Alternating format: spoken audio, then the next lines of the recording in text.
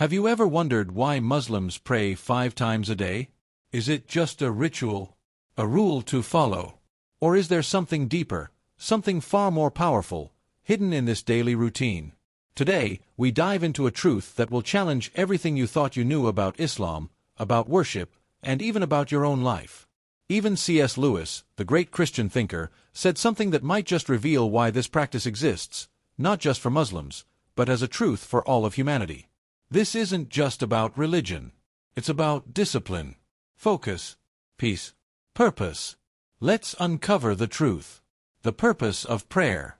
Muslims pray 5 times a day, at dawn, noon, mid-afternoon, sunset, and night. But why these specific times? Why so often? To understand that, you must understand the essence of prayer in Islam. Prayer, called salah, is not just asking for things. It's not about repeating words. It is connection. A direct, unfiltered link to the Creator. No priest. No ritual sacrifices. No intermediaries. Just you and God. Now think about that. Imagine if you stopped 5 times a day just to reconnect with your purpose, with your Creator, with your own soul. What kind of person would you become? C.S. Lewis once wrote, "I pray because I can't help myself. I pray because the need flows out of me all the time." He understood prayer not as obligation, but necessity. And that's what Muslims know too. It's not 5 interruptions. It's 5 realignments. The science behind it. Let's step away from theology for a moment and look at the science. Modern psychologists say that taking regular pauses throughout the day to reflect, breathe, and realign reduces anxiety, improves focus, and increases productivity. Prayer in Islam forces this rhythm. At dawn, you rise early. You beat the sun. You start your day with purpose. At noon, you pause from the chaos of work and remember what matters. In the afternoon, you reset your energy before burnout hits. At sunset, you reflect on the day as it ends. At night, you close your day in peace, gratitude, and intention. It's like spiritual therapy 5 times a day. In fact, studies show that Muslims who pray regularly report higher levels of peace, clarity, and contentment, even in the middle of hardship. Why? Because their hearts are trained to return to a center point 5 times every single day. Physical power of prayer. Prayer in Islam is not only spiritual, it's physical. Muslims stand, bow, prostrate, and sit in each prayer cycle. It's like a moving meditation. And guess what? The positions they go through mirror some of the most powerful yoga poses used to calm the nervous system. The bowing posture stretches the back and relaxes the spine. The prostration brings the head below the heart, scientifically proven to increase blood flow to the brain, reduce stress, and promote humility. The sitting pose improves posture and teaches stillness. This isn't coincidence. This is design. A design to keep your body and your mind in harmony. To keep your ego in check. To make you humble before the one who gave you everything. C.S. Lewis once said, "Humility is not thinking less of yourself, but thinking of yourself less." And what could be more humbling than placing your forehead on the ground 5 times a day in gratitude? Discipline and freedom. Now let's talk about something modern life struggles with: discipline. People say they want freedom. But they forget, without discipline, there is no freedom. You become a slave, to your desires, to your screen, to your mood.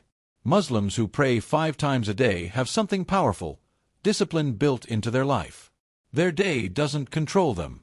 They control their day.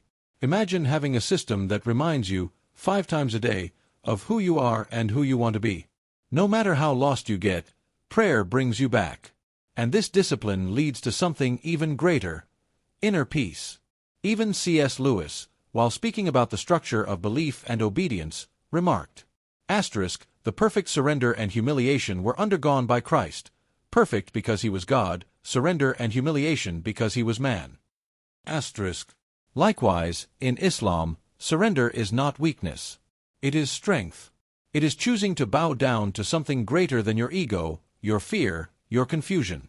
And when you do that consistently, you rise above this world.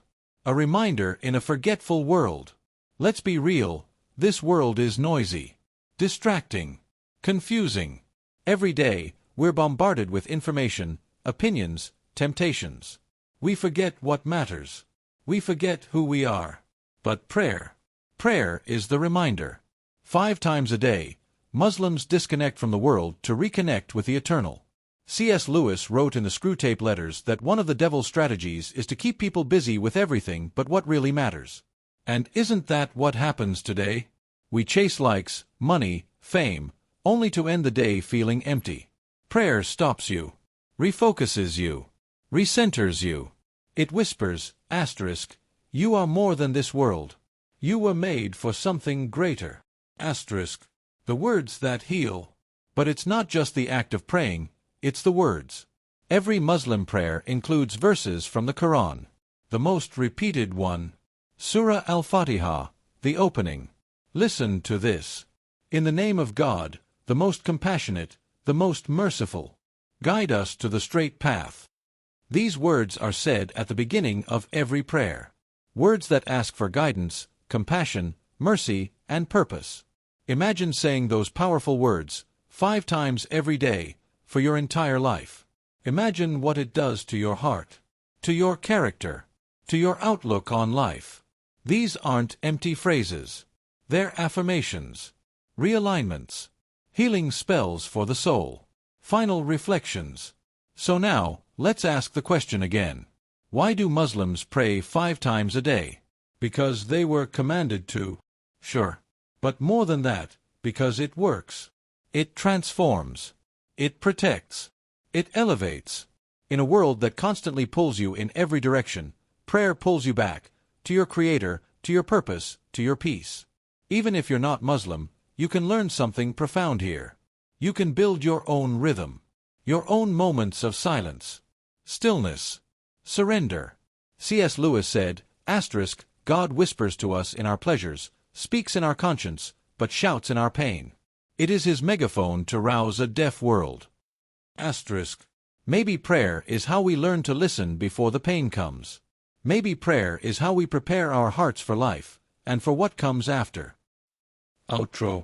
If this opened your heart even a little, then reflect on it. Think about what you do each day to connect to your purpose, your Creator, your peace. And if you're ready to explore more, to learn deeper, stay with us. Because this is just the beginning. Don't forget to like, subscribe, and share this video.